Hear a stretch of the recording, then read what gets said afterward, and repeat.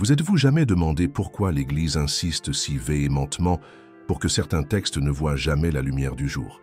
Pourquoi des bibliothèques entières ont-elles été brûlées, des manuscrits cachés et des érudits réduits au silence pendant des siècles? Ce que je vais vous révéler aujourd'hui risque d'ébranler tous ces que vous pensiez savoir sur le retour du Christ. Car il existe des textes d'anciens documents authentiques qui parlent de la seconde venue de Jésus, mais d'une manière totalement différente de tous ces que vous avez jamais entendus. Cette révélation n'est pas pour les âmes sensibles. Elle est destinée à ceux qui sont prêts à connaître la vérité, même si elle dérange. Car ce que vous allez découvrir dans les prochaines 90 minutes a été dissimulé pendant 2000 ans. Imaginez, tandis que des millions de chrétiens attendent un certain type de retour, il existe d'anciens textes qui décrivent une réalité complètement différente. Des textes préservés par les premières communautés chrétiennes avant que l'Église institutionnelle n'utilise son pouvoir de censure. La question n'est pas de savoir si ces textes existent, ils existent. La question est de comprendre pourquoi ils ont été si soigneusement dissimulés au public, et c'est qu'ils nous révèlent sur la vraie nature de la parousie, le retour du Christ. Dans les archives secrètes d'anciens monastères, dans les chambres cachées de bibliothèques oubliées et dans les traditions orales de communautés isolées, ces vérités ont survécu. Les études académiques des dernières décennies ont commencé à mettre au jour ces trésors cachés, et c'est qu'ils révèlent est révolutionnaire. Pensez aux évangiles que vous connaissez, Matthieu, Marc, Luc et Jean. Ces 4 furent choisis parmi des centaines de textes chrétiens qui existaient dans les premiers siècles. Mais qu'est-il arrivé aux autres? Qu'est-il advenu des textes qui préservaient des visions alternatives du retour? La réponse réside dans une campagne systématique de suppression qui a commencé au IVe siècle et continue aujourd'hui. Des conciles ont été convoqués, non seulement pour unifier la foi, mais pour faire taire des vérités dérangeantes. Mais la vérité a une force particulière, elle survit. Dans des textes fragmentés, dans des symboles cryptiques, dans les traditions de ceux qui ont refusé d'abandonner leur compréhension originelle. Et aujourd'hui, en cette ère de découverte, nous commençons enfin à comprendre ces qui nous a été enlevé. Ces que je vous présente aujourd'hui ne se basent pas sur des spéculations ou des théories du complot. Cela se fonde sur des recherches scientifiques rigoureuses, sur l'analyse de manuscrits anciens et sur l'étude d'archives historiques enterrées pendant des décennies dans les bibliothèques universitaires. Les textes dont nous allons parler proviennent de sources diverses. Certains ont été trouvés dans les sables égyptiens, d'autres préservés dans les collections secrètes de monastères européens, et d'autres encore transmis par la tradition orale de communautés gnostiques et mystiques. Chacun de ces textes nous raconte quelque chose de différent sur le retour du Christ. Non pas comme un événement unique et dramatique à la fin des temps, mais comme un processus continu d'éveil spirituel qui a déjà commencé et se manifeste dans les cœurs et les âmes des chercheurs. Certains parlent du Christ qui ne descend pas des nuages, mais qui s'élève de l'intérieur de la conscience humaine. D'autres décrivent un retour qui n'apporte pas la fin du monde, mais sa transformation par l'éveil de la nature divine en chaque chercheur.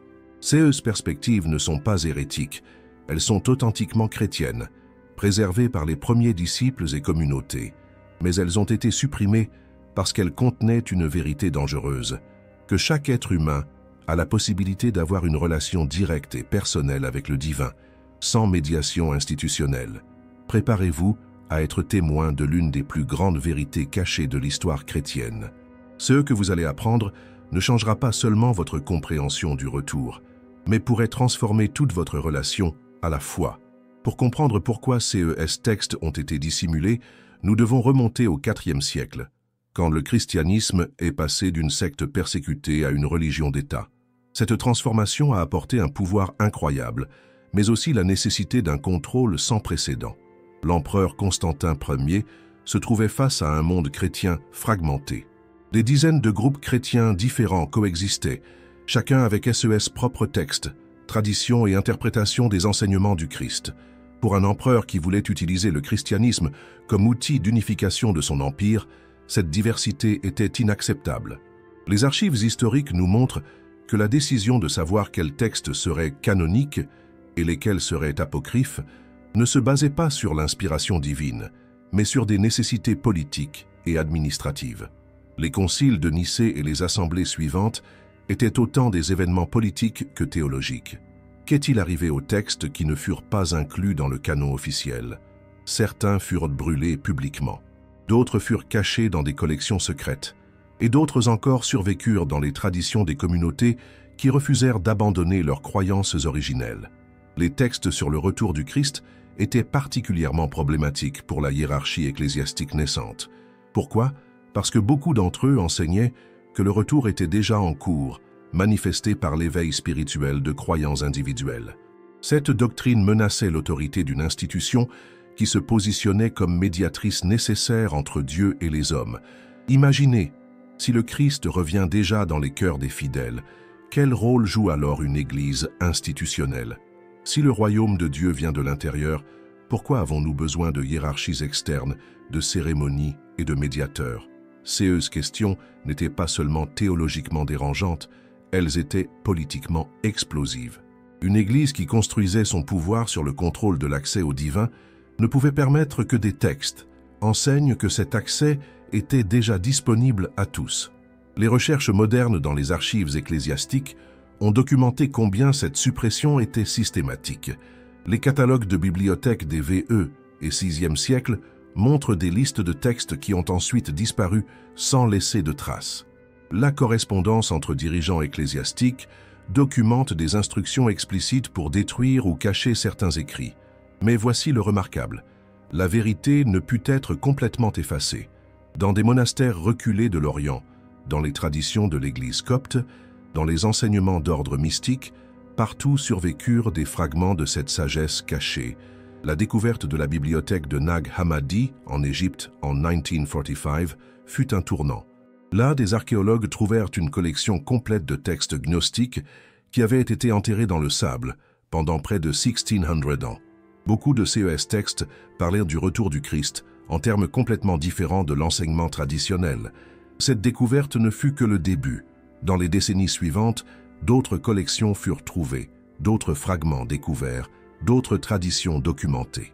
Une image commença à se former, l'image d'un christianisme primitif beaucoup plus riche, diversifié et spirituellement radical que ne le suggérait l'histoire institutionnelle. Mais pourquoi est-ce que je parle de cela aujourd'hui? Pourquoi est-il important de comprendre cette ancienne histoire? Parce que nous vivons un moment particulier de l'histoire. Pour la première fois depuis des siècles, les gens ordinaires ont accès à textes cachés. Internet, les traductions scientifiques, les archives numériques, tout cela rend disponible qui n'étaient autrefois accessibles qu'à une élite privilégiée. Et ici se passe quelque chose d'extraordinaire. Des gens du monde entier découvrent textes et reconnaissent qu'ils contiennent des réponses aux questions qu'ils se posent depuis toujours. Des questions sur la nature de la spiritualité, sur l'expérience directe du divin, sur le vrai sens du retour du Christ. Vous n'êtes pas seul dans cette recherche de vérité. Dans le monde entier, une nouvelle génération de chercheurs spirituels éveille, qui n'est plus disposée à accepter aveuglément qu'on leur dit sur leur propre nature spirituelle. Ils veulent étudier les sources originelles, lire les textes cachés, comprendre l'histoire complète. Si vous avez écouté jusqu'ici, alors vous appartenez à cette communauté éveillée. Vous êtes prêt à aller au-delà des explications superficielles et à plonger dans les mystères plus profonds de la foi. Abonnez-vous à cette chaîne, non seulement pour voir plus de vidéos, abonnez-vous pour faire partie d'un mouvement dédié à la redécouverte de la sagesse spirituelle cachée. Activez la cloche de notification, car dans les semaines qui viennent, nous explorerons des textes et des traditions qui pourraient changer votre compréhension du christianisme pour toujours. Le voyage que nous entreprenons ensemble n'est pas un voyage loin de la foi, mais plus profondément dans sa forme la plus originelle et authentique. Préparez-vous à découvrir qui vous a été caché pendant des siècles. La redécouverte des textes chrétiens cachés est l'un des développements les plus passionnants de l'archéologie moderne et des sciences religieuses. Que les érudits ont mis au jour dans les 70 dernières années dépassent les attentes les plus audacieuses de ceux qui cherchaient les voies perdues du christianisme primitif. Commençons par la découverte peut-être la plus significative, la bibliothèque de Nag Hammadi. En décembre 1945, un fermier égyptien nommé Mohamed Ali creusait pour trouver de l'engrais près de la ville de Nag Hammadi quand il tomba sur une jarre d'argile scellée. CE qu'il y trouva allait révolutionner notre compréhension du christianisme primitif. 13 codex, contenant plus de 50 textes différents, tous écrits en langue copte et datant du IVe siècle. Cette bibliothèque avait manifestement été cachée par une communauté chrétienne quand la suppression des textes hérétiques s'intensifiait. Là, dans le sable sec d'Égypte, ils survécurent au siècle de censure. Parmi ces textes se trouvaient plusieurs qui présentèrent des perspectives alternatives sur le retour du Christ. L'Évangile de vérité parle d'un retour qui ne se produit pas comme événement extérieur, mais comme reconnaissance intérieure, comme éveil soudain à la nature divine, qui existe déjà en chaque personne. L'Évangile, selon Philippe, va encore plus loin. Il décrit le retour comme un état de conscience atteint par l'union mystique. Ceux qui disent que le Seigneur est mort d'abord puis ressuscité se trompent, y lit-on. Il est ressuscité d'abord puis mort. Cette déclaration cryptique suggère une compréhension de la résurrection comme transformation spirituelle qui peut avoir lieu dans la vie, pas seulement après la mort. Mais Nag Hammadi ne fut que le début. Dans les décennies suivantes, d'autres découvertes significatives furent faites. Les manuscrits de la mer morte, qui semblaient d'abord importants pour l'étude du judaïsme, contenaient aussi des textes qui influencèrent la compréhension de l'eschatologie chrétienne primitive. Particulièrement fascinants sont les rouleaux de Qumran, qui provenaient d'une communauté qui pourrait avoir influencé Jean-Baptiste et Jésus lui-même. Ces textes parlent d'un maître de justice qui reviendrait non pour juger le monde, mais pour compléter la connaissance spirituelle qu'il avait commencée de son vivant. Dans les archives du monastère Sainte-Catherine au Sinaï, des scientifiques ont découvert des palimpsestes, des parchemins écrits plusieurs fois, avec des textes plus anciens cachés sous de nouveaux. La technologie moderne a permis de lire ces textes réécrits, et certains contiennent des fragments d'œuvres chrétiennes primitives jusqu'alors inconnues. L'un des documents les plus fascinants est un fragment qui parle du retour du Christ comme d'un éveil du Christ en chaque cœur. Le texte est fragmentaire, mais CE qui a été préservé suggère une tradition qui comprenait la parousie non comme événement futur, mais comme possibilité présente. Dans les bibliothèques monastiques européennes, des chercheurs ont découvert des trésors similaires. Le monastère Sainte-Catherine en Suisse préservait un manuscrit contenant une homélie primitive sur le retour. L'auteur inconnu argue que le Christ revient quotidiennement dans les âmes des fidèles quand ils s'ouvrent à la vérité de sa parole. L'importance de ces découvertes ne peut être sous-estimée. Elle nous montre que le christianisme primitif était beaucoup plus diversifié que ne le suggère l'histoire ecclésiastique traditionnelle. Il n'y avait pas une seule interprétation orthodoxe du retour du Christ, mais de nombreuses compréhensions différentes qui toutes prétendaient être authentiquement chrétiennes. Les méthodes scientifiques modernes ont aussi confirmé l'authenticité de ces textes. La datation au carbone 14, l'analyse paléographique et les études linguistiques montrent que beaucoup de ces documents datent effectivement des premiers siècles du christianisme. Ces ne sont pas des inventions médiévales ou des faux modernes. Ces sont d'authentiques voix de l'époque où la compréhension chrétienne était encore en formation. C'est qui est particulièrement remarquable, c'est la cohérence de certains thèmes dans différents textes de régions et d'époques diverses. Encore et encore, nous trouvons l'idée que le retour du Christ a déjà commencé, manifesté dans la transformation spirituelle de ceux qui comprennent et vivent son vrai enseignement. Ces textes enseignent que la parousie n'est pas un événement unique et catastrophique, mais un processus continu d'auto-révélation divine dans le monde. Le Christ ne revient pas pour détruire le monde, mais pour le transformer de l'intérieur, un cœur après l'autre, une conscience après l'autre. Les implications de ces découvertes sont profondes. Elles suggèrent que l'eschatologie chrétienne traditionnelle, la doctrine des dernières choses, pourrait nécessiter une révision radicale. Elles nous montrent des traditions chrétiennes alternatives qui ont survécu malgré des siècles de suppression. Le plus important peut-être, ces textes offrent une vision pleine d'espoir. Au lieu d'attendre un événement lointain et possiblement terrifiant, ils nous invitent à expérimenter la présence du Christ ici et maintenant, en ces moments, dans notre propre éveil spirituel. La redécouverte n'est pas encore terminée.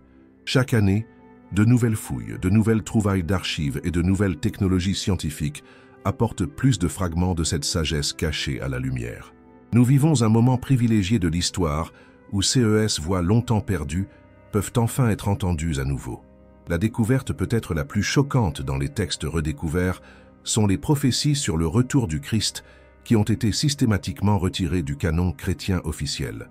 Ces prophéties offrent une vision complètement différente de la parousie, une vision si radicale qu'elle était perçue comme une menace pour l'autorité institutionnelle. Dans l'un des textes de Nag Hammadi, connu sous le nom d'Apocalypse de Paul, est décrite une vision du retour qui n'a rien en commun avec les scènes dramatiques de l'Apocalypse de Jean. Au lieu de parler de plaies, guerres et catastrophes cosmiques, ces textes parlent d'un éveil graduel de l'humanité à la vérité divine. Voici, y dit-on, le Christ ne vient pas dans les nuages et le tonnerre, mais dans l'éveil silencieux du cœur. Ce n'est pas le monde qui finira, mais l'ignorance qui cédera, et les enfants de lumière reconnaîtront leur vraie nature. Une autre prophétie censurée se trouve dans un fragment découvert au monastère Sainte-Catherine. Ces textes, datés du IIe siècle, parlent du retour comme d'un processus de résurrection intérieure qui avait déjà commencé au temps des premiers apôtres et continuerait dans chaque génération. « N'attendez pas le Seigneur qui descend du ciel », avertit le prophète inconnu, car il est déjà descendu dans les cœurs de ceux qui l'aiment. Le retour n'est pas un événement, mais un état, l'état de conscience éveillé qui reconnaît son unité avec le divin. Particulièrement fascinante est une prophétie qui apparaît dans plusieurs textes différents et était manifestement largement répandue avant d'être supprimée. Elle parle d'une époque appelée le Grand Réveil, une période où les vérités spirituelles cachées reviendraient à la lumière. Il viendra un temps, prophétise ce texte, où les livres qui furent cachés seront rouverts.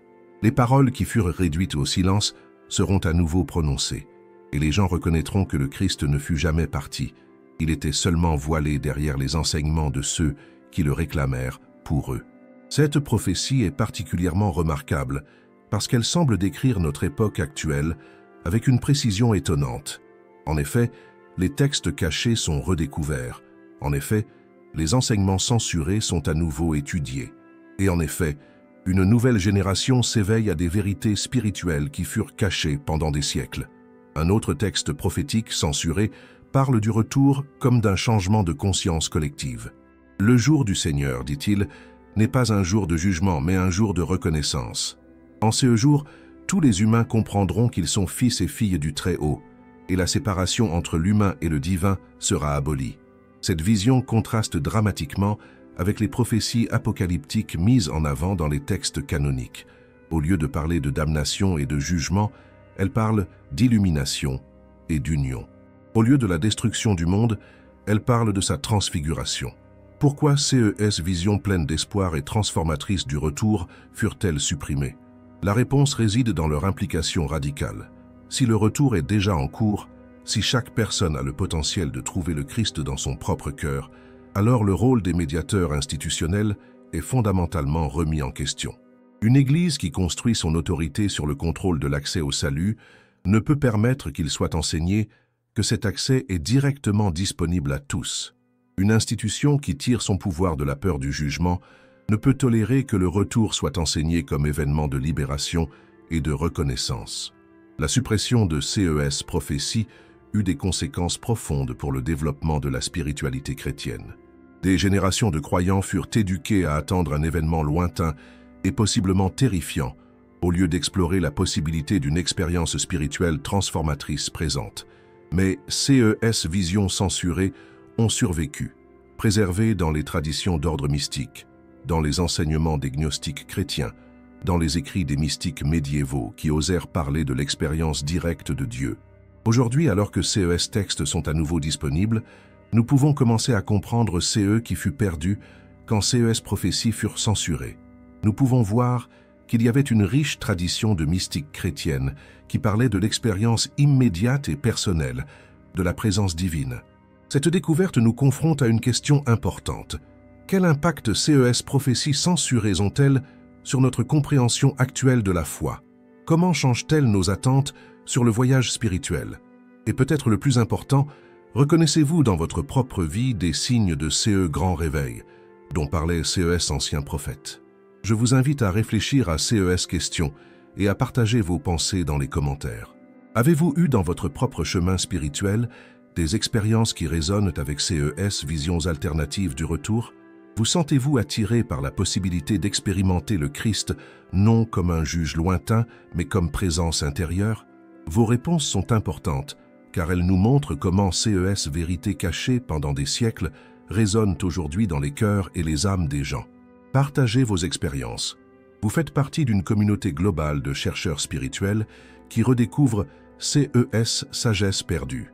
Le mot grec parousie, habituellement traduit par « retour », porte en lui des couches de signification souvent négligées dans l'interprétation chrétienne traditionnelle. Pour vraiment comprendre les textes censurés, nous devons saisir CE, concept central, dans sa profondeur originelle. En grec ancien, parousie signifiait littéralement « présence » ou le fait d'être là. C'était un terme utilisé pour décrire la visite d'une personne importante, spécialement d'un empereur ou d'un haut fonctionnaire. Mais il ne désignait pas seulement l'arrivée de cette personne, mais sa présence continue et transformatrice dans une communauté. Les textes chrétiens censurés reprennent cette signification originelle et la développent d'une manière qui diffère radicalement de l'enseignement ecclésiastique ultérieur. Pour CES penseurs chrétiens primitifs, la parousie n'était pas un événement unique et futur, mais une réalité spirituelle continue. L'Évangile de vérité, l'un des textes de Nag Hammadi, explique « La parousie n'est pas la venue de celui qui était absent, mais la reconnaissance de celui qui était toujours présent, mais n'était pas reconnu. » Cette affirmation change fondamentalement notre compréhension du retour du Christ. Selon cette compréhension, le Christ n'est jamais parti. Son absence est une illusion qui résulte de notre manque de compréhension spirituelle. La parousie n'est donc pas son retour sur terre, mais notre éveil à sa présence déjà existante dans notre vie, dans notre conscience, dans notre cœur. Un autre texte censuré, le soi-disant « Évangile de l'accomplissement », va encore plus loin. Il enseigne que la parousie est un état de conscience qui peut être atteint par le développement spirituel. Le Christ revient à ceux qui sont prêts à le recevoir, y lit-on. Et cette préparation n'est pas une question d'attente, mais de devenir. Cette perspective contraste directement avec l'attitude passive d'attente enseignée dans l'eschatologie traditionnelle.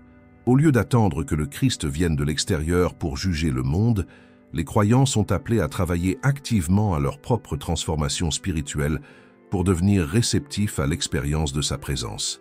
Les traditions spirituelles modernes ont commencé à redécouvrir cette signification originelle de la parousie.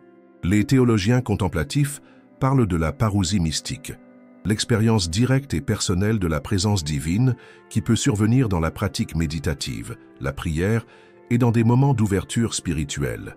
Les textes censurés décrivent différentes façons dont cette parousie mystique peut être expérimentée.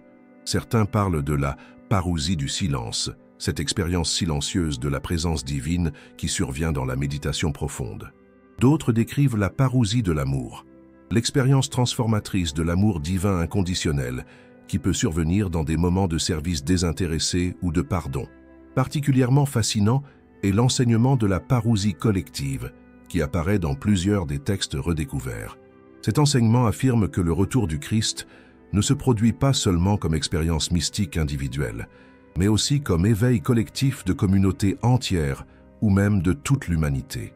Quand 2 ou 3 sont rassemblés en son nom, dit l'un de CES textes, là n'est pas seulement le Christ parmi eux, mais là se produit sa parousie à nouveau. La communauté des chercheurs devient le lieu du retour. Cette idée de parousie collective explique peut-être pourquoi CES enseignement était perçu comme si menaçant pour l'Église institutionnelle. Si de petites communautés de croyants peuvent expérimenter directement le retour du Christ, sans médiation sacerdotale ou autorité ecclésiastique, alors le rôle de l'institution est fondamentalement remis en question.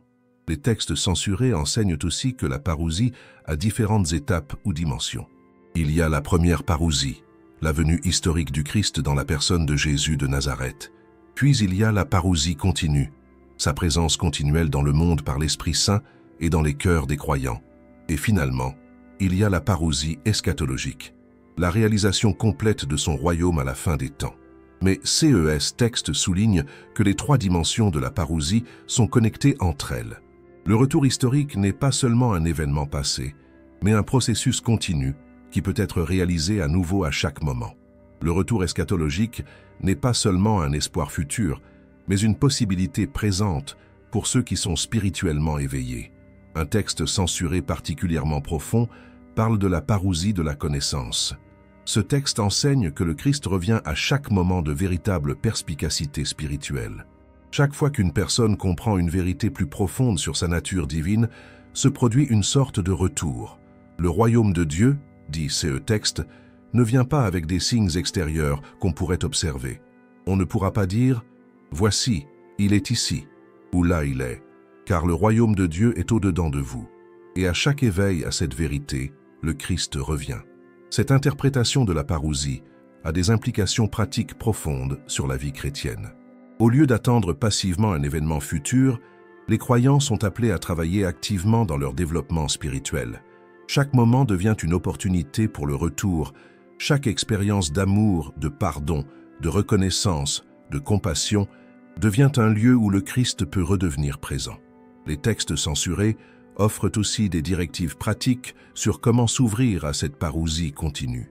Ils parlent de l'importance du silence, de la méditation, de la prière contemplative. Ils soulignent l'importance de la communauté avec d'autres chercheurs. Ils enseignent la pratique de la pleine conscience de la présence de Dieu, une vigilance intérieure constante aux manifestations du divin dans la vie quotidienne. Ce qui est peut-être le plus remarquable dans ces enseignements censurés sur la parousie, c'est leur nature fondamentalement pleine d'espoir et affirmant la vie. Tandis que l'eschatologie traditionnelle est souvent marquée par la peur, le jugement et la destruction, ces textes parlent de transformation, de reconnaissance et de réalisation progressive du potentiel divin dans l'humanité. Ils enseignent que le retour du Christ ne signifie pas la fin du monde, mais son accomplissement. Pas la destruction de la création, mais sa transfiguration. Pas la condamnation de l'humanité, mais son éveil à sa vraie nature divine. Cette vision de la parousie n'est pas seulement théologiquement plus radicale, mais aussi psychologiquement plus saine que l'enseignement traditionnel. Elle encourage les croyants à prendre la responsabilité de leur développement spirituel au lieu d'attendre passivement un salut externe. Elle favorise une relation positive et engagée avec le monde, au lieu d'une attitude de fuite du monde ou de mépris du monde. Aujourd'hui, alors que ces enseignements censurés sur la parousie sont redécouverts, nous nous trouvons face à la possibilité d'approfondir et d'enrichir notre compréhension de la spiritualité chrétienne. Nous pouvons apprendre à attendre le retour du Christ, non seulement comme espoir futur, mais à l'expérimenter comme réalité présente qui peut être réalisée à chaque moment de notre vie. La richesse des textes apocryphes, qui contiennent des perspectives alternatives sur le retour du Christ, est écrasante. Chacun de ces textes offre des perspectives uniques sur la compréhension chrétienne primitive de la parousie, et ensemble, ils dessinent une image riche et complexe de traditions spirituelles qui auraient presque été perdues. Commençons par l'Évangile, selon Thomas, l'un des textes apocryphes les plus célèbres. Cet évangile contient 114 paroles de Jésus, dont beaucoup ne se trouvent nulle part ailleurs. La parole 113 est particulièrement pertinente pour notre sujet. Ses disciples lui dirent « En quel jour le royaume viendra-t-il » Jésus dit « Il ne viendra pas en l'attendant. On ne dira pas « Voici ici » ou « Voici là ». Mais le royaume du Père est étendu sur la terre et les hommes ne le voient pas. Cette déclaration remet fondamentalement en question l'attente traditionnelle d'un retour futur. Le royaume de Dieu est déjà ici, déjà étendu, déjà présent, mais il faut des yeux spirituels pour le voir. La parousie n'est pas un événement qui viendra, mais une réalité qui doit être reconnue. L'Évangile selon Philippe, un autre texte de Nag Hammadi, va encore plus loin dans sa déconstruction des attentes eschatologiques traditionnelles. Il explique « Ceux qui disent qu'ils mourront d'abord, puis ressusciteront, se trompent.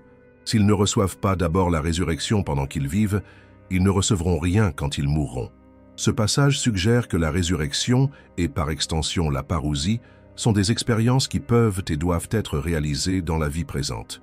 Elles ne sont pas limitées au futur ou à la vie après la mort, mais sont disponibles comme possibilités spirituelles, transformatrices, dans l'ici et maintenant. Un texte particulièrement fascinant est le soi-disant évangile de l'accomplissement, qui n'a été complètement traduit qu'au cours des dernières décennies. Ce texte présente Jésus en dialogue avec ses disciples sur la nature de son retour.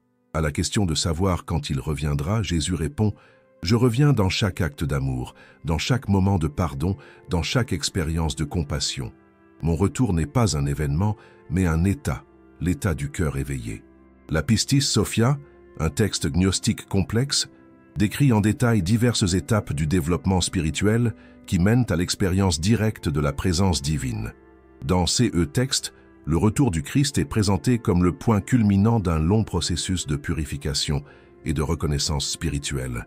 Le Christ revient à ceux, y lit-on, qui ont été purifiés par les mystères, qui ont reçu la gnose, qui ont surmonté leurs natures inférieures. Pour eux, il n'est jamais parti. Ils ont seulement appris à reconnaître sa présence constante. L'Apocalypse de Paul offre l'une des réinterprétations les plus radicales de l'apocalyptique traditionnelle.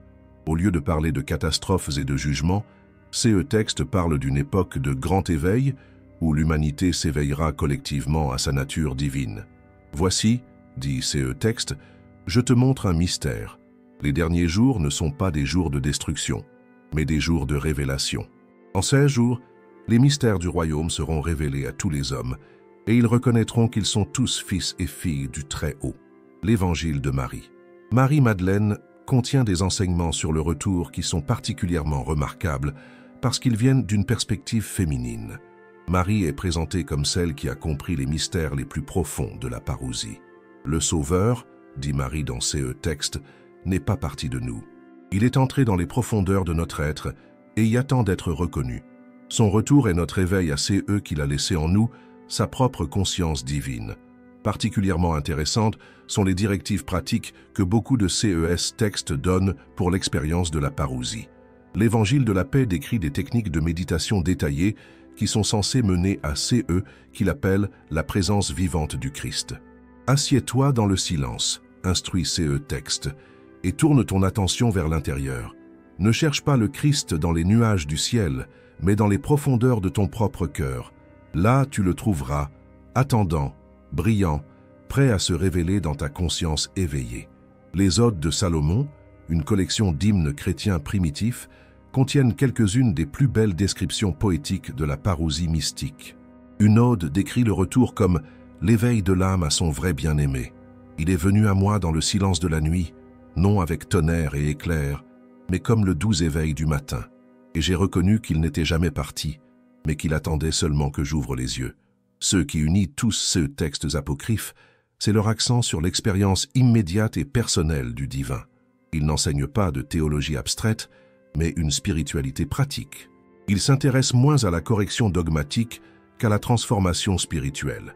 Ces textes nous montrent aussi que le christianisme primitif était beaucoup plus expérimental et orienté vers l'expérience que ne le suggère le développement institutionnel ultérieur. Il y avait de la place pour différentes approches de la pratique spirituelle, différentes interprétations de l'enseignement du Christ, différents chemins vers l'expérience de la présence divine. La diversité de ces voies apocryphes nous rappelle que le christianisme à origine était un phénomène vivant, dynamique et en évolution. C'était moins une doctrine fixe qu'une communauté de chercheurs qui tentaient tous à leur manière de comprendre et de vivre la signification de l'expérience du Christ. Aujourd'hui, alors que ces textes sont à nouveau accessibles, nous pouvons commencer à redécouvrir cette diversité et cette vitalité originelle. Nous pouvons apprendre des différents chemins que ces premiers chrétiens ont développés pour expérimenter la présence transformatrice du Christ dans leur vie. La question de savoir pourquoi ces textes riches et spirituellement profonds sur le retour du Christ ont été systématiquement supprimés nous mène dans le réseau complexe de politique, pouvoir et contrôle qui a façonné l'histoire ecclésiastique primitive.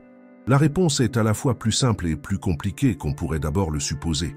D'abord, nous devons comprendre que le christianisme primitif dans ces 3 premiers siècles était extraordinairement diversifié.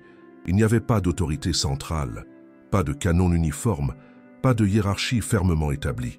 Différentes communautés chrétiennes dans différentes régions géographiques développaient leurs propres traditions, textes et pratiques.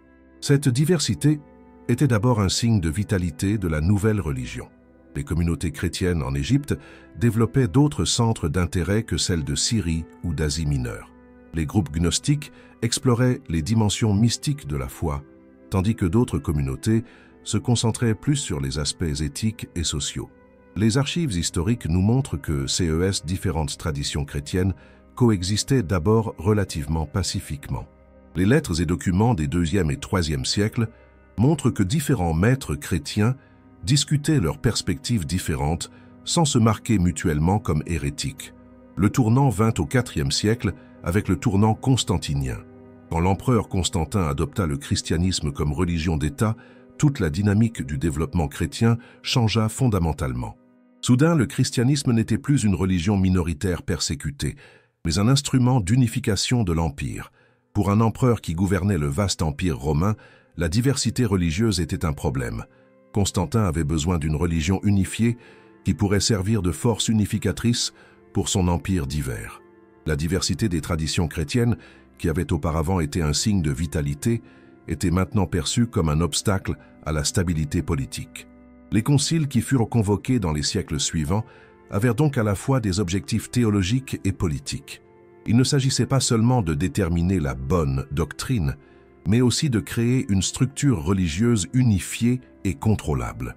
Les textes sur le retour mystique et intérieur du Christ étaient particulièrement problématiques pour cette nouvelle structure institutionnelle pour plusieurs raisons. Premièrement, ils enseignaient que chaque croyant pouvait avoir une relation directe et personnelle avec le divin, sans médiation sacerdotale. Cela menaçait l'autorité de la hiérarchie ecclésiastique naissante. Deuxièmement, textes soulignaient l'importance de l'expérience spirituelle personnelle par-dessus la correction dogmatique. Ils enseignaient que la vérité de la foi résidait dans l'expérience directe de la présence divine, non dans l'assentiment à des formulations théologiques abstraites. Cela contredisait le besoin de l'institution d'une opinion doctrinale uniforme. Troisièmement, beaucoup de textes parlèrent du retour comme d'un processus déjà commencé qui pouvait être réalisé dans le développement spirituel de l'individu. Cela réduisait la dépendance des croyants envers des promesses de salut futur contrôlées par l'institution. Les historiens ecclésiastiques modernes ont documenté combien cette suppression était menée systématiquement. Des listes de livres interdits furent créées et distribuées à tous les évêques. Des instructions furent données pour confisquer et détruire de tels textes. Des punitions furent fixées pour ceux qui étaient pris en possession de tels écrits. Mais la suppression n'était pas seulement négative, elle était aussi constructive. Simultanément avec la censure des textes indésirables, un canon positif d'écrits officiels fut créé et promu. Les 4 évangiles furent choisis et favorisés, non seulement pour leur contenu théologique, mais aussi pour leur compatibilité avec la structure institutionnelle naissante. Il est important de comprendre que décisions n'étaient pas nécessairement prises avec de mauvaises intentions. Les dirigeants ecclésiastiques des 4e et 2e siècles se trouvaient face à de vrais défis. Ils devaient stabiliser et protéger une religion encore jeune et vulnérable dans un environnement politique hostile. De leur perspective, la diversité des traditions chrétiennes était une faiblesse qui pouvait être exploitée par les ennemis. L'accent mis sur l'expérience spirituelle personnelle pouvait mener à l'anarchie et à la division. Les interprétations mystiques du retour pourraient distraire les croyants des tâches pratiques d'évangélisation et d'engagement social. Ces justifications avaient une certaine légitimité. En effet, la standardisation et l'institutionnalisation du christianisme ont contribué à préserver la religion à travers les turbulences de l'effondrement de l'Empire romain. La structure ecclésiastique centralisée a permis au christianisme de survivre et de se répandre quand d'autres religions disparaissaient. Mais ces succès vinrent avec un prix. La suppression des traditions mystiques et expérimentales priva le christianisme d'un riche héritage spirituel. Des générations de croyants grandirent sans accès aux traditions les plus profondes et transformatrices de leur propre religion. Les textes sur le retour intérieur survécurent dans des collections cachées, dans les traditions orales de groupes marginalisés et dans les enseignements d'ordre mystique qui opéraient en marge de l'Église institutionnelle. Mais pour la majorité des chrétiens, ces trésors spirituels furent inaccessibles pendant des siècles. Aujourd'hui, alors que nous redécouvrons textes, nous pouvons évaluer à la fois les coûts et les bénéfices de décisions historiques. Nous pouvons apprécier la nécessité de la stabilisation et de l'institutionnalisation, tout en regrettant qui fut perdu dans le processus.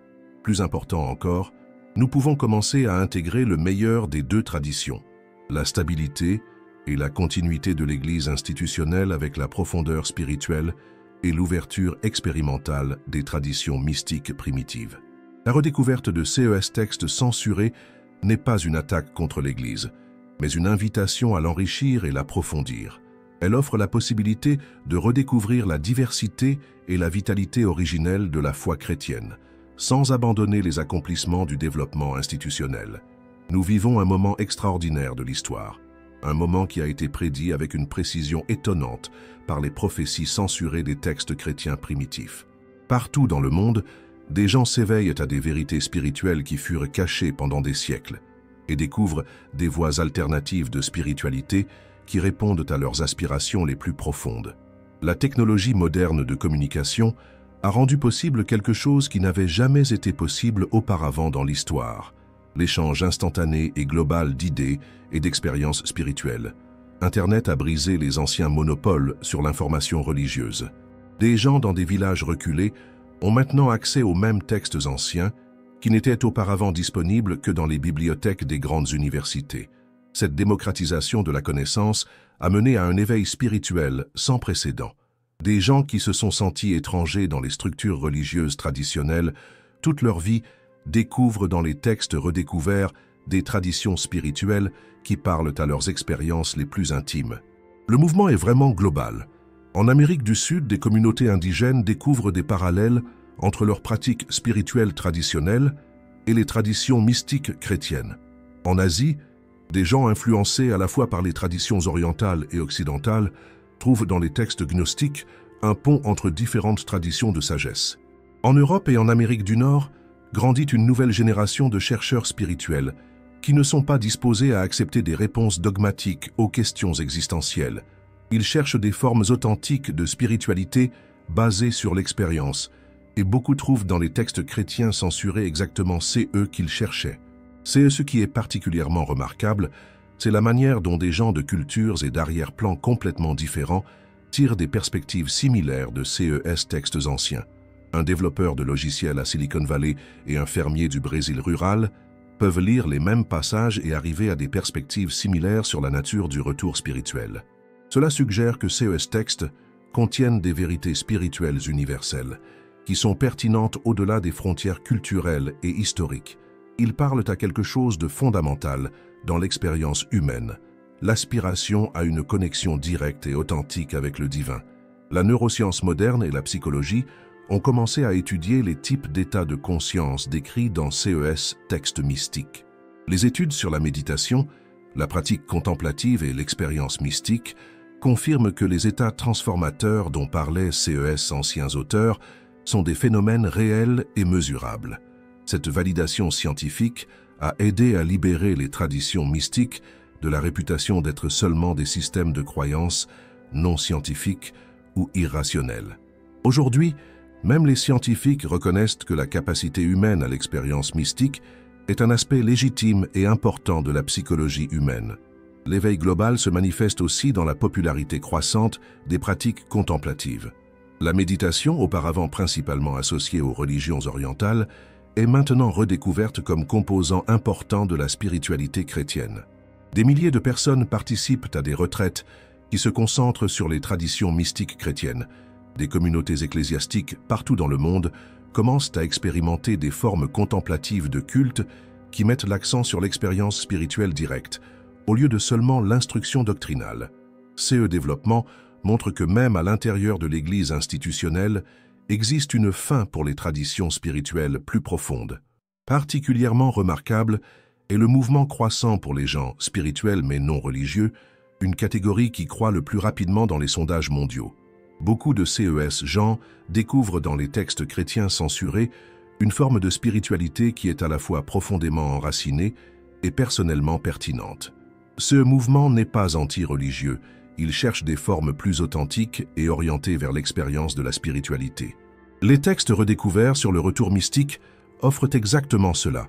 Une spiritualité qui est à la fois enracinée dans la tradition chrétienne historique et pertinente pour les chercheurs spirituels modernes. L'éveil se manifeste aussi dans l'art, la littérature et la culture. Des artistes du monde entier créent des œuvres inspirées par les visions mystiques de CES, textes anciens. Des écrivains explorent les thèmes spirituels trouvés dans les traditions censurées. Des musiciens composent des œuvres qui mettent en musique les expériences transformatrices décrites dans CES textes. Même dans la politique et l'activisme social, nous voyons des influences de cet éveil spirituel. Les mouvements pour la justice sociale puisent de plus en plus dans les ressources spirituelles, incluant l'accent trouvé dans les textes censurés sur la dignité humaine universelle et la présence divine en tous les gens. Mais peut-être le plus important est l'éveil personnel, qui a lieu dans des millions de vies individuelles.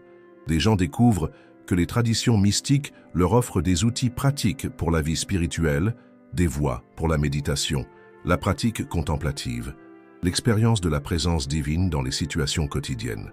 Cette transformation personnelle est le cœur de l'éveil global. Il ne s'agit pas seulement de compréhension intellectuelle de textes religieux alternatifs, mais de l'expérience pratique des réalités spirituelles que CES textes décrivent. À ce point, je veux vous demander, d'où regardez-vous cette vidéo? Je suis vraiment curieux de savoir jusqu'où cet éveil s'est déjà étendu. Écrivez dans les commentaires de quel pays, quelle ville ou quelle région vous nous regardez. Créons ensemble une carte de cet éveil spirituel global. Votre présence ici, votre disposition à explorer CES Vérité Cachée, fait de vous une partie de CE Mouvement Mondial. Vous n'êtes pas seulement spectateur de CE Développement Historique, vous êtes des participants actifs à la redécouverte des traditions spirituelles perdues de l'humanité. Bien que la suppression institutionnelle des traditions chrétiennes mystiques ait été étendue et systématique, elle ne réussit jamais à détruire complètement CES trésors spirituels. Dans des niches cachées du monde chrétien, dans des communautés marginales et dans les traditions d'ordre mystique, CES, enseignements sur le retour intérieur du Christ, survécurent à travers les siècles sombres de la censure. L'histoire de cette préservation secrète est fascinante et émouvante. Elle raconte des gens qui étaient disposés à prendre de grands risques personnels pour préserver des vérités spirituelles qu'ils considéraient trop précieuses pour être perdues. Dans les monastères reculés de l'Église, copte en Égypte, se développèrent des traditions contemplatives qui préservaient beaucoup d'éléments des enseignements mystiques censurés.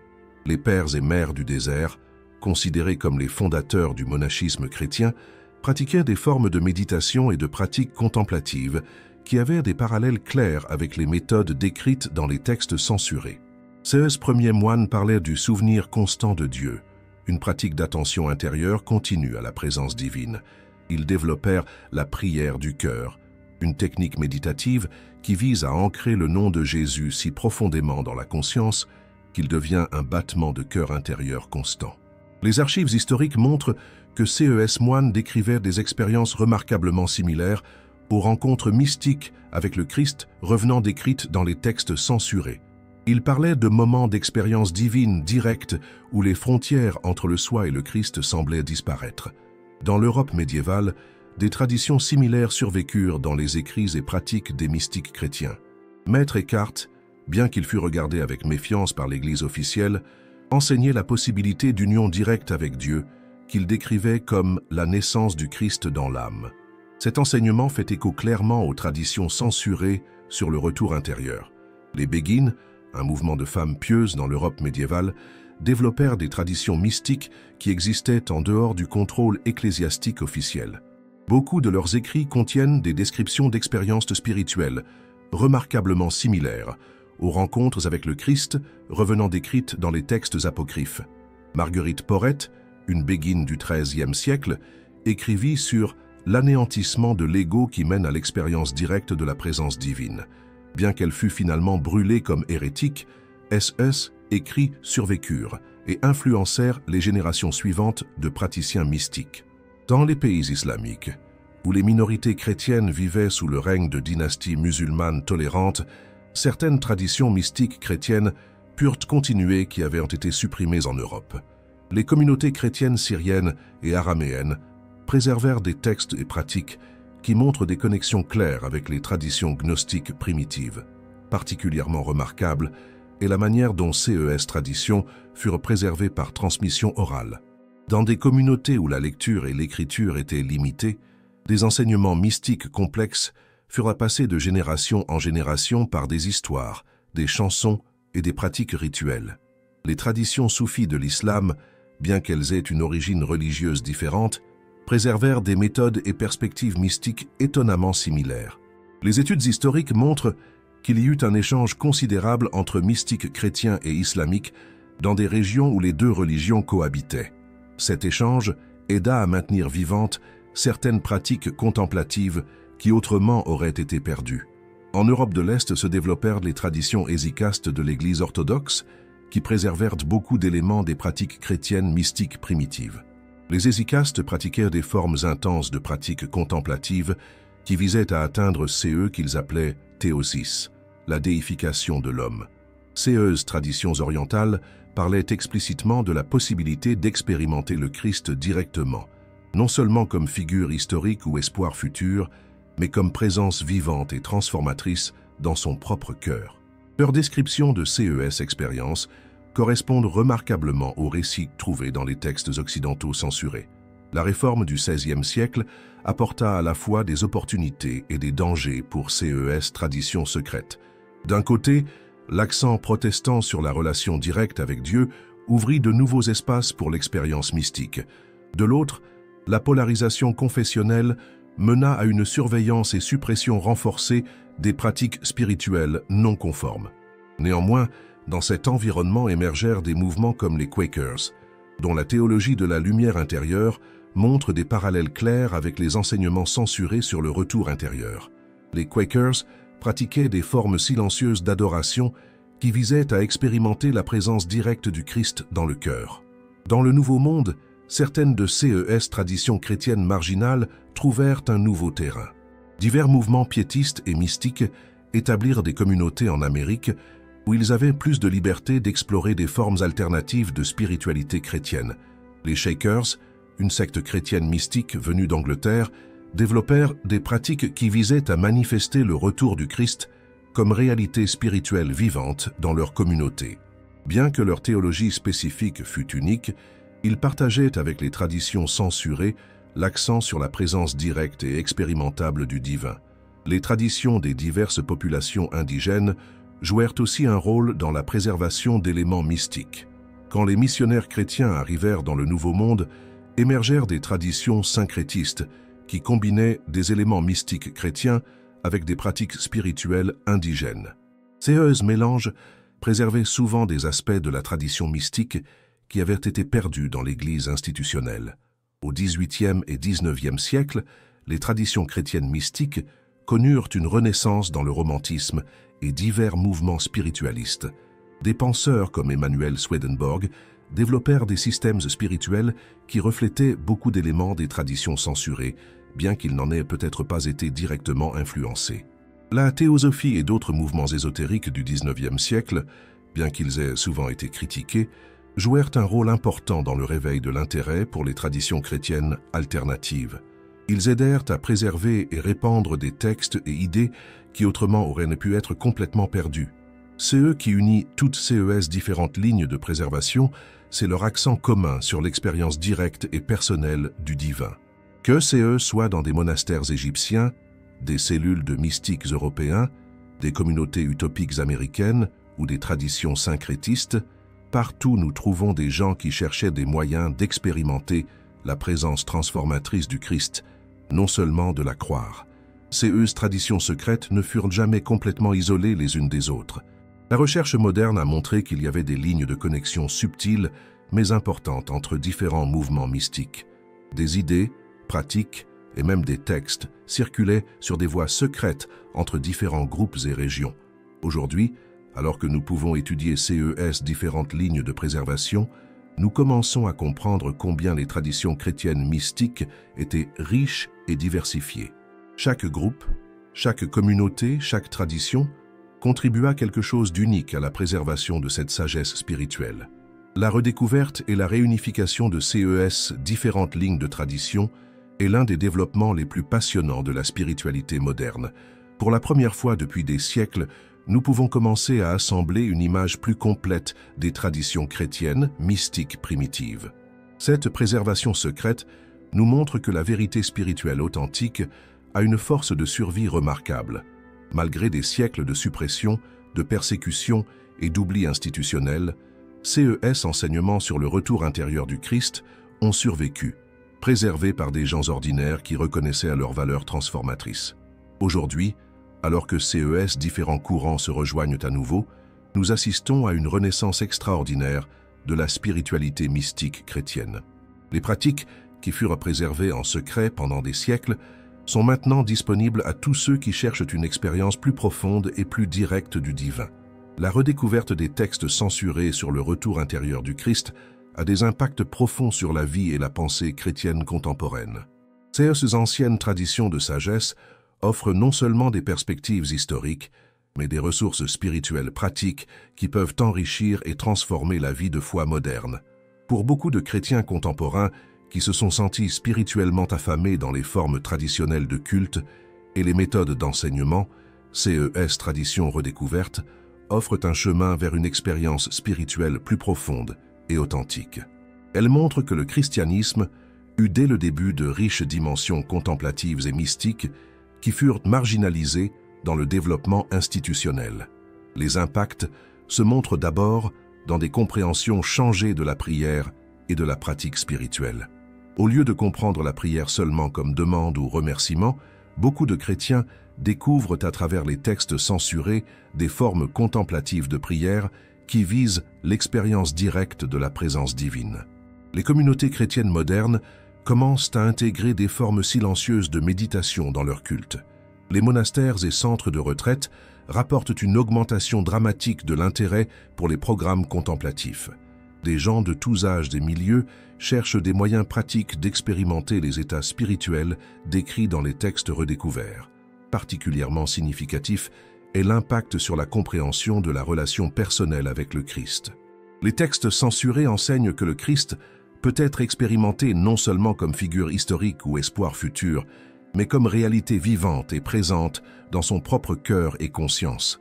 Cette perspective a des effets libérateurs sur des gens qui se sont sentis limités dans leur développement spirituel par les structures traditionnelles de médiation. Ils découvrent qu'ils ne dépendent pas de l'autorité sacerdotale ou de l'approbation institutionnelle pour avoir une relation authentique et transformatrice avec le divin. En même temps, cette redécouverte mène à une compréhension plus équilibrée de la tradition chrétienne. Au lieu de rejeter l'Église institutionnelle, beaucoup de gens apprennent à distinguer entre les éléments précieux de la structure traditionnelle et les aspects qui peuvent être trop restrictifs ou spirituellement limitants. Les théologiens chrétiens modernes commencent à intégrer CES Traditions redécouvertes dans leur enseignement et leurs écrits. Les séminaires offrent des cours sur la mystique chrétienne qui incluent à la fois les sources canoniques et apocryphes. Développement académique aide à ramener les traditions mystiques du domaine de l'hérétique ou marginal dans le discours chrétien mainstream. Les impacts psychologiques de cette redécouverte spirituelle sont aussi significatifs. Les gens qui explorent les pratiques contemplatives des traditions censurées rapportent fréquemment une anxiété réduite, une plus grande paix intérieure et un sens renforcé de connexion avec les autres et avec le monde. La recherche psychologique moderne soutient CES témoignages expérientiels. Les études sur la méditation, la pratique contemplative et l'expérience mystique montrent des impacts positifs mesurables sur la santé mentale et physique. Cette validation scientifique aide à légitimer les bénéfices pratiques des traditions spirituelles redécouvertes. Pour des gens qui luttent avec trauma, perte ou crise existentielle, les textes censurés offrent des ressources alternatives pour la guérison et la découverte de sens. Au lieu d'espérer seulement le salut futur, ils peuvent explorer des moyens pratiques de trouver des ressources spirituelles transformatrices dans le moment présent. Les impacts sociaux de cette redécouverte spirituelle sont aussi remarquables. Les textes censurés soulignent souvent la nature universelle de la présence divine, l'idée que le divin est présent en tous les gens et dans toute la création. Cette perspective favorise une approche plus inclusive et compatissante des questions sociales et politiques. Les activistes chrétiens et réformateurs sociaux trouvent dans les traditions redécouvertes des fondations spirituelles pour leur travail pour la justice sociale. L'accent sur la présence divine en tous les gens offre une base théologique forte pour les droits humains, la justice raciale et l'égalité économique. Les impacts écologiques sont aussi significatifs. Beaucoup des textes censurés parlent de la présence divine dans le monde naturel, pas seulement dans les institutions humaines. Cette perspective soutient une approche plus écologiquement consciente et durable de la relation entre spiritualité et responsabilité de création. Pour les familles et relations, les traditions redécouvertes offrent de nouvelles ressources pour la croissance spirituelle. Les couples découvrent des pratiques contemplatives qu'ils peuvent faire ensemble. Les parents trouvent des moyens de transmettre à leurs enfants à la fois les aspects traditionnels et mystiques de la foi chrétienne. Particulièrement pour les jeunes gens, qui sont souvent rebutés par les formes religieuses traditionnelles, les traditions censurées offrent des alternatives attrayantes. Ces traditions soulignent l'expérience personnelle par-dessus l'acceptation dogmatique, la pratique spirituelle par-dessus la conformité institutionnelle, la transformation intérieure par-dessus l'obéissance extérieure. Les impacts interconfessionnels sont aussi significatifs. Les traditions chrétiennes mystiques redécouvertes ont des similarités remarquables avec les traditions contemplatives d'autres religions mondiales. Ces parallèles créent de nouvelles possibilités pour le dialogue et la compréhension interreligieux. Les chrétiens qui explorent ces traditions trouvent souvent qu'ils sont mieux capables de communiquer et coopérer avec des pratiquants d'autres traditions mystiques. Cela favorise une ouverture spirituelle qui combine le respect pour différents chemins vers l'expérience divine avec un engagement profond pour sa propre identité chrétienne. Pour l'Église institutionnelle elle-même, ces développements présentent à la fois des défis et des opportunités. D'un côté, ils défient les structures d'autorité traditionnelles et les méthodes d'enseignement. De l'autre, ils offrent des possibilités de renouveau et d'approfondissement spirituel qui pourraient rendre l'Église plus attractive pour de nouvelles générations de chercheurs. Les dirigeants ecclésiastiques progressistes commencent à reconnaître que l'intégration d'éléments mystiques et contemplatifs dans la vie communautaire ne menace pas la tradition, mais l'enrichit. Ils voient que la redécouverte des traditions censurées est une opportunité de raviver la vitalité spirituelle originelle du christianisme. La redécouverte de ces traditions mystiques offre également de nouvelles ressources pour affronter les défis existentiels de la modernité.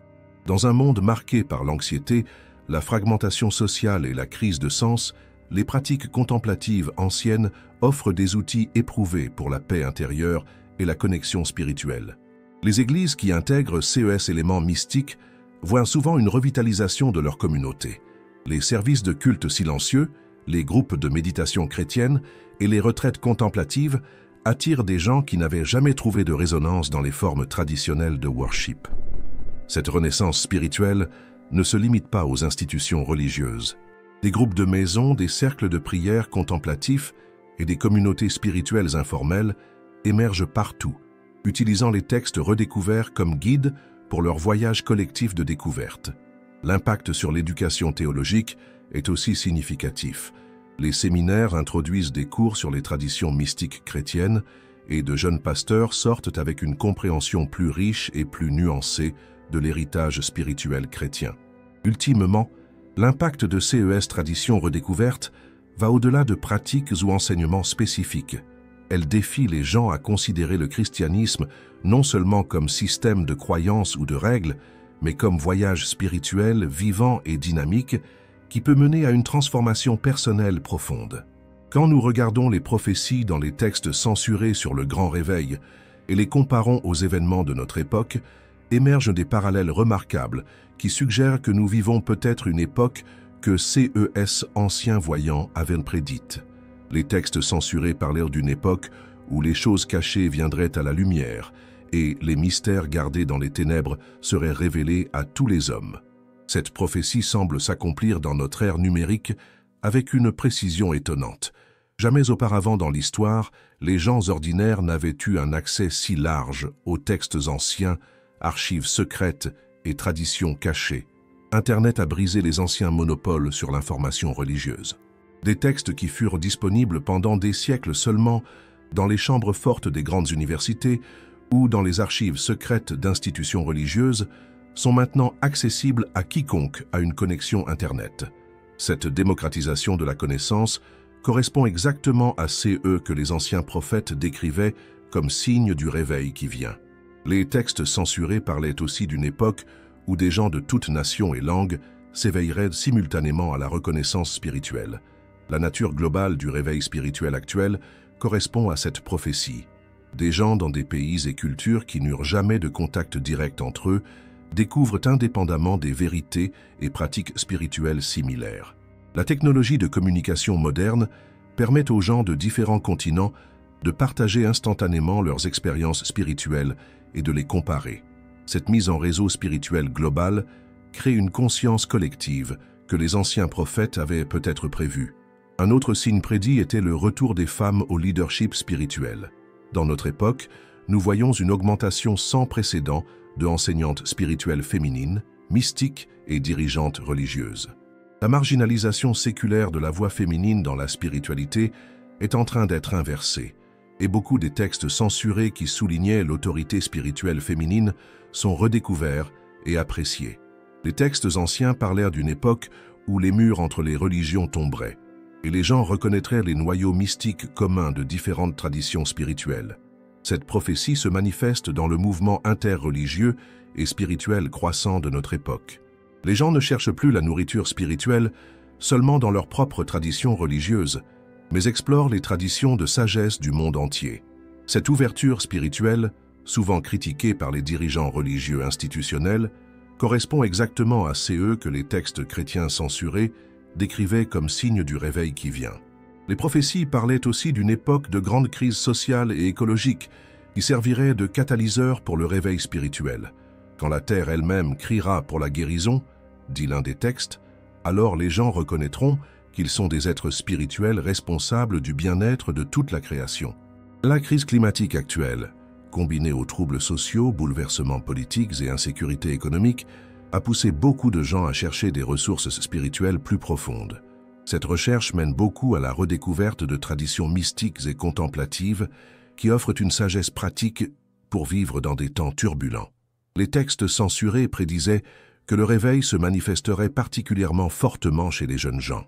La génération née au temps de la révélation, dit un texte, sera naturellement attirée aux vérités spirituelles pour lesquelles leurs parents ont dû lutter. Cette prophétie semble s'accomplir dans la génération actuelle de jeunes adultes, souvent décrits comme spirituels mais non religieux. Ces jeunes gens rejettent fréquemment les structures religieuses institutionnelles, mais montrent un intérêt profond pour des expériences spirituelles authentiques et des pratiques mystiques. Un autre signe prédit était le retour des prophètes, non comme dirigeants charismatiques individuels, mais comme toute une génération de gens qui développeraient le don de perspicacité spirituelle. Dans notre époque, nous voyons une prolifération d'enseignants spirituels, mystiques et guides intuitifs de toutes les couches de la société. Cette génération prophétique moderne ne correspond pas au modèle traditionnel d'autorité religieuse. Ceux sont souvent des gens ordinaires, artistes, scientifiques, guérisseurs, activistes, qui acquièrent des perspectives spirituelles profondes et les partagent avec d'autres. Cette démocratisation du don prophétique correspond aux prédictions des textes censurés. Les anciens prophètes parlaient aussi d'une époque où d'anciennes blessures seraient guéries, une époque de réconciliation entre traditions qui furent en conflit pendant des siècles. Nous voyons des signes de cette guérison dans la coopération œcuménique et interreligieuse croissante, dans les efforts pour guérir les traumatismes religieux historiques et dans la restauration de traditions spirituelles marginalisées. Particulièrement significative est la prophétie que le réveil serait accompagné d'une grande convergence, un moment où sagesse spirituelle, découverte scientifique et créativité artistique confluent. Dans notre époque, nous voyons des connexions sans précédent entre neurosciences et pratiques contemplatives, entre physique quantique et philosophie mystique, entre technologie numérique et communauté spirituelle. Les textes censurés avertissaient cependant aussi que cette époque de réveil serait accompagnée de grandes confusions et faux réveils. Ils prédisaient que beaucoup de gens seraient induits en erreur par des mouvements spirituels superficiels et de faux enseignants. Cet avertissement semble particulièrement pertinent pour notre époque, où les marchés spirituels sont encombrés de divers enseignants, pratiques et promesses. Les textes anciens offrèrent des critères pour distinguer entre réveil spirituel authentique et faux. Le vrai réveil, enseignait-il, mène à plus grande compassion, plus grande humilité et plus grand service aux autres. Le faux réveil mène à l'orgueil spirituel, la séparation de la communauté et l'obsession de soi. Un des signes les plus frappants est l'émergence de CE que les textes appelaient les ponts de lumière, des connexions spontanées entre des chercheurs spirituels dans le monde entier qui n'ont jamais eu de contact physique mais qui arrivent aux mêmes révélations. Les réseaux sociaux et les plateformes numériques rendent invisible ces phénomènes de synchronicité spirituelle globale. Les anciens textes décrivaient aussi une époque où les enfants enseigneraient aux anciens, une période où les jeunes générations auraient accès intuitivement à des sagesses que les générations précédentes ont dû chercher pendant des années. Nous voyons cela dans la facilité naturelle avec laquelle beaucoup de jeunes gens embrassent des pratiques contemplatives et des perspectives spirituelles non dogmatiques. La prophétie parlait également d'une inversion des valeurs, où les choses considérées comme marginales deviendraient centrales et les autorités traditionnelles perdraient leur influence. Nous voyons cela dans l'intérêt croissant pour les traditions mystiques, autrefois marginalisées, et dans la diminution de l'autorité des institutions religieuses traditionnelles. Les textes prédisaient aussi une époque de révélations accélérées, où les découvertes spirituelles se produiraient à un rythme sans précédent. L'explosion actuelle de traductions de textes anciens, de découvertes archéologiques et de recherches sur la conscience correspond à cette prédiction. Peut-être le plus remarquable est la prophétie que le grand réveil ne viendrait pas comme événement catastrophique et dramatique, mais comme aube silencieuse, une montée graduelle, mais irrésistible de conscience dans toute l'humanité. Cette description correspond parfaitement à CE que nous observons aujourd'hui, pas de drame apocalyptique, mais une augmentation calme et constante de conscience et d'intérêt spirituel dans toutes les couches de la société. C'est un réveil qui n'est pas conduit par des dirigeants institutionnels ou des événements dramatiques, mais par la recherche individuelle et collective de gens ordinaires pour une vérité et expérience spirituelle plus profonde. Les signes sont partout pour ceux qui ont des yeux pour voir. L'humanité s'éveille doucement, mais sûrement à sa nature spirituelle plus profonde, exactement comme les anciens voyants l'avaient prédit dans leurs textes censurés. Nous arrivons à la fin d'un voyage extraordinaire à travers des siècles de sagesse spirituelle cachée, et le moment est venu de réfléchir aux implications plus profondes de CE que nous avons découverts. Les textes que nous avons explorés ne sont pas seulement des curiosités historiques ou des objets académiques, ils sont des ressources spirituelles vivantes qui ont le potentiel de transformer fondamentalement notre compréhension de la foi chrétienne et notre relation personnelle avec le divin. Ce que nous avons appris par ces écrits censurés, c'est que le christianisme primitif était beaucoup plus riche, diversifié et spirituellement radical que ne nous l'a enseigné l'histoire ecclésiastique traditionnelle. Le retour du Christ n'était pas compris seulement comme événement lointain et apocalyptique, mais comme réalité spirituelle présente qui peut être expérimentée à chaque moment d'ouverture spirituelle sincère. Cette perspective n'est pas seulement historiquement intéressante, elle est personnellement transformatrice. Elle vous invite à comprendre votre relation avec le Christ, non seulement comme foi en une personne historique ou comme espoir de salut futur, mais comme rencontre vivante et dynamique qui peut pénétrer votre vie quotidienne. Les textes censurés nous enseignent que la parousie, le retour du Christ, a déjà commencé, manifesté dans les cœurs et âmes de ceux qui s'ouvrent au pouvoir transformateur de l'amour divin. Elle n'est pas limitée au futur, mais disponible comme possibilité à chaque moment présent. Cette reconnaissance nous libère de l'attente passive d'un salut externe et nous invite à être des participants actifs à notre propre transformation spirituelle. Elle nous montre que le royaume de Dieu n'est pas seulement un objectif futur, mais une réalité présente qui peut être réalisée par le travail spirituel intérieur. Les pratiques décrites dans CES, textes anciens, méditation contemplative, cultivation de la pleine conscience de la présence divine, développement de la compassion et de l'amour désintéressé, ne sont pas seulement des exercices spirituels, mais des moyens d'expérimenter le retour continu du Christ dans notre propre vie. Ce qui est particulièrement remarquable dans CES traditions redécouvertes, c'est leur espoir fondamental. Tandis que beaucoup de traditions religieuses se basent sur la peur, la culpabilité ou la menace de colère divine, CES, textes censurés, parlent de la nature fondamentalement aimante du divin et du potentiel inhérent de bonté et de divinité de chaque personne. Ils enseignent que le retour du Christ n'apporte pas jugement et damnation, mais reconnaissance et libération. CE n'est pas la destruction du monde, mais sa transfiguration. CE n'est pas la séparation de l'humanité en sauvés et damnés, mais l'éveil collectif de tous à leur vraie nature divine. Cette vision n'est pas seulement théologiquement plus radicale, mais aussi psychologiquement plus saine que beaucoup d'enseignements traditionnels. Elle favorise le développement spirituel par l'amour, plutôt que par la peur, par l'inclusion plutôt que par l'exclusion, par la transformation personnelle plutôt que par le contrôle externe. Aujourd'hui, nous vivons un moment particulier de l'histoire, un moment prédit par les anciens prophètes, comme époque du grand réveil.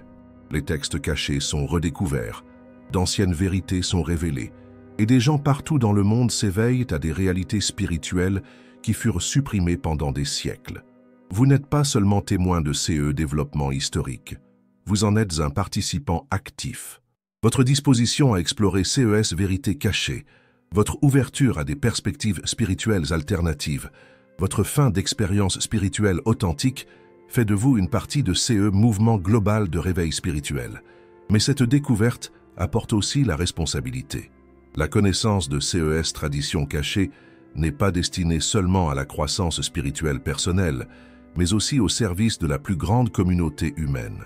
Les traditions mystiques ont toujours enseigné que la vraie reconnaissance spirituelle se manifeste naturellement en compassion, service et amour pour les autres. Les textes censurés vous invitent à être non seulement un récepteur passif de vérité spirituelle, mais un co-créateur actif du réveil spirituel continu de l'humanité. Ils vous encouragent à explorer les pratiques qu'ils décrivent, intégrer les perspectives qu'ils offrent et partager le pouvoir transformateur qu'ils transmettent. Ceci n'est pas seulement un exercice intellectuel ou une étude historique, c'est une invitation à une compréhension complètement nouvelle de que signifie être chrétien. C'est une invitation à considérer la foi non seulement comme système de croyance, mais comme pratique spirituelle vivante qui mène à l'expérience directe de la présence divine. La redécouverte de ces traditions cachées ne signifie pas rejeter les aspects précieux du christianisme traditionnel. Plutôt, elle nous invite à enrichir et approfondir ces traditions en récupérant les trésors spirituels qui auraient presque été perdus.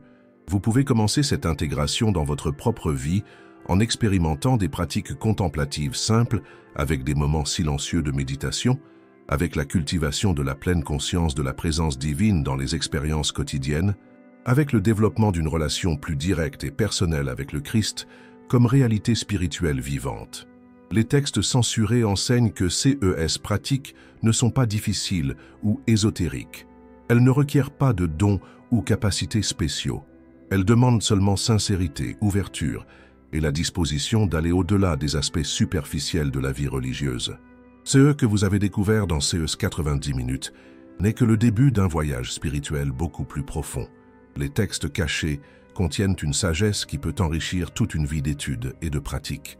Ils offrent des ressources spirituelles pertinentes à chaque phase de vie et à chaque défi.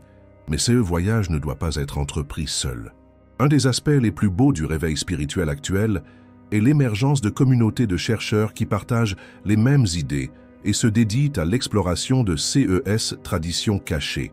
Si vous choisissez de vous joindre à cette chaîne, vous deviendrez partie d'une telle communauté, une famille globale de chercheurs spirituels dédiés à la redécouverte des vérités les plus profondes de la foi chrétienne. Abonnez-vous à cette chaîne non seulement pour voir plus de vidéos, mais pour faire partie d'un mouvement qui ravive les aspects les plus authentiques et transformateurs de la spiritualité chrétienne.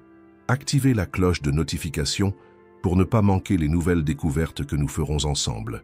Chaque vidéo que nous créons est un autre pas dans la redécouverte de la sagesse spirituelle perdue de l'humanité. Chaque discussion que nous menons dans les commentaires est une opportunité d'approfondir la compréhension et partager les perspectives qui émergent de la pratique personnelle de ces anciens enseignements. Mais n'oubliez pas que l'objectif ultime n'est pas la collection d'informations, mais la transformation de la vie. Les textes censurés n'ont pas été écrits pour être étudiés comme documents historiques, mais pour être utilisés comme guides spirituels pour la vie quotidienne. Le vrai retour du Christ, la parousie intérieure décrite dans ces textes cachés, n'attend pas votre assentiment intellectuel ou votre compréhension théologique. Elle attend votre ouverture spirituelle, votre disposition à laisser entrer dans votre vie le pouvoir transformateur de l'amour divin. Dans les moments silencieux entre les activités de la vie quotidienne, dans les instants de réflexion avant de dormir, dans les expériences de nature ou de connexion humaine, Dans tous CES moments ordinaires, la possibilité de rencontre avec la présence vivante du Christ est disponible. Les textes censurés nous assurent que CES rencontres n'ont pas besoin d'être extraordinaires ou rares. Elles peuvent devenir aussi naturelles et régulières que la respiration elle-même. Elles peuvent devenir la base d'une compréhension complètement transformée de la vie, des relations et de son propre but dans le monde. Quand vous quittez cette vidéo, vous n'emportez pas seulement de nouvelles informations. Vous emportez une invitation à commencer la prochaine phase de votre voyage spirituel, un voyage qui non seulement enrichira votre propre vie, mais contribuera aussi à la guérison et transformation du monde. Les anciens prophètes parlaient d'une époque où toute la terre serait remplie de la connaissance de la gloire de Dieu, comme les eaux couvrent la mer. Cette vision n'est pas seulement métaphore poétique, elle est possibilité spirituelle qui peut être réalisée par la conscience éveillée de gens comme vous. Chaque personne qui commence à expérimenter les réalités spirituelles, décrites dans ces textes censurés, devient un phare d'espoir dans un monde qui cherche désespérément une nourriture spirituelle authentique. Vous devenez un témoin vivant que le retour du Christ n'est pas seulement un espoir futur, mais une réalité présente. Et si vous êtes prêt à continuer ce voyage, la prochaine vidéo vous attend. Cliquez dessus, non seulement par curiosité, mais avec la disposition d'explorer le prochain niveau de découverte spirituelle, car voyage dans les vérités cachées de la foi chrétienne ne fait que commencer. La redécouverte des traditions censurées sur le retour intérieur du Christ est plus qu'une correction historique ou un hobby spirituel. C'est un appel à une nouvelle compréhension de que signifie vivre spirituellement éveillé. C'est une invitation à faire partie de la plus grande renaissance spirituelle que le monde ait connue depuis les premiers jours du christianisme. Vous avez le choix. Vous pouvez considérer CES découvertes comme informations intéressantes et retourner à votre vie habituelle, ou vous pouvez les traiter comme qu'elles sont vraiment, comme ressources spirituelles qui changent la vie et qui ont le potentiel non seulement de transformer votre propre existence, mais aussi de contribuer à la guérison et au réveil de toute l'humanité. Les textes censurés sur le retour du Christ ne vous invitent pas à adopter un nouveau système de croyance ou à prendre une nouvelle identité religieuse. Ils vous invitent à découvrir et vivre la vérité la plus profonde de votre propre nature spirituelle. La vérité que vous-même êtes un lieu où le retour du Christ peut et se produit. Ce voyage de découverte et transformation est le voyage le plus important que vous puissiez jamais entreprendre. Il ne mène pas loin du monde, mais plus profondément en lui, avec plus grande compassion, plus grande sagesse et plus grande capacité de partager l'amour et la guérison. Merci d'avoir regardé la vidéo jusqu'à la fin. Nous nous retrouvons dans la prochaine vidéo.